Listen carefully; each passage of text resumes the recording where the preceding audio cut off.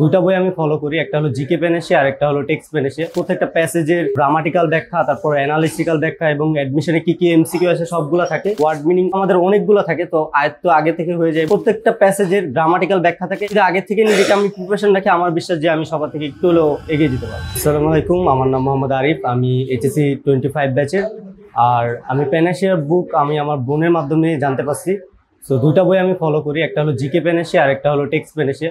দুইটা বই আমার খুবই পছন্দের, তবে ব্যক্তিগতভাবে টেক্সট পেনেসে এটা বেশি পছন্দের, কারণ ওইখানে ইংরেজি প্রত্যেকটা প্যাসেজের গ্রামাটিক্যাল ব্যাখ্যা, তারপর অ্যানালিটিক্যাল ব্যাখ্যা এবং অ্যাডমিশনে কি কি এমসিকিউ আছে সবগুলো থাকে, এবং আরও বিভিন্ন ধরনের ওয়ার্ড যত যা প্রয়োজন সব কিছুই আছে। এবং আমাদের যে অ্যাডমিশনে যে 5টা ওয়ার্ড থাকে, তারপর আরও অনেক কিছু থাকে, মানে অ্যাডমিশন ইংরেজির জন্য যা যা আছে সব কিছুই আছে। আর জিকেতেও আলহামদুলিল্লাহ খুশি, কারণ আমার আপু যেহেতু ফলো করছে, অ্যাডমিশন ক্যান্ডিডেট ছিল, সো আমার রেকমেন্ড করছে আর আমি নিজেও পড়ছি।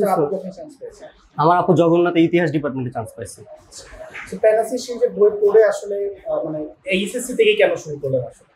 কারণ আমার যেহেতু জিকেটটা যদি বাদও দেয়, যদি ইংরেজি যেহেতু আমার এইচএসসিতেও আছে, তো প্যাসেজ বুঝতে, তারপর আবার এই যে ওয়ার্ড মিনিং যেহেতু আমাদের অনেকগুলো থাকে, তো আয়ত্ত আগে থেকে হয়ে যায়। এবং গ্রামাটিক্যাল সব থেকে মজার ব্যাপার হলো যে প্রত্যেকটা প্যাসেজের গ্রামাটিক্যাল ব্যাখ্যা থাকে এবং শেষের দিকে অ্যাডমিশনের বিভিন্ন কোয়েশ্চেনগুলো থাকে। তো আমি যদি আগে থেকে নিজেকে আমি প্রিপারেশন রাখি, আমার বিশ্বাস যে আমি সবার থেকে একটু হলেও এগিয়ে যেতে পারবো।